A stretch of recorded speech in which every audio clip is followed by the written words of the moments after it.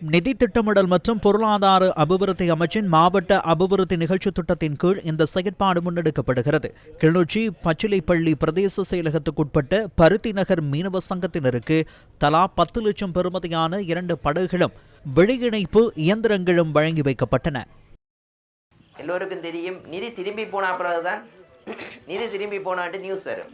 அதுக்கு வடமாகாணத்திலேருந்து அதிகளவான நிதி திரும்பி போன வரலாறு தான் கிடக்கு. அப்போ அந்த திரும்பி போனதுக்கான காரணத்தை திரும்பி பார்க்கணும்.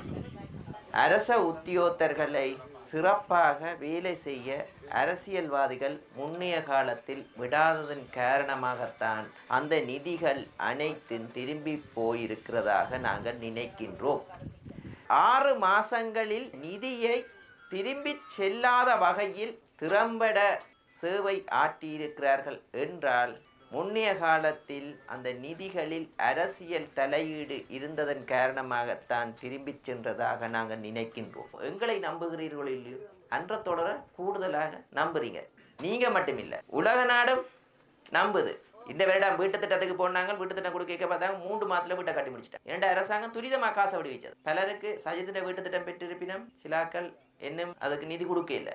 அந்த வழக்குகள் அந்த விசாரணை எல்லாம் முடிவடைவதற்காகவும் இந்த வீட்டு திட்டத்தில் உள்ள ஒரு தகுதியை எமது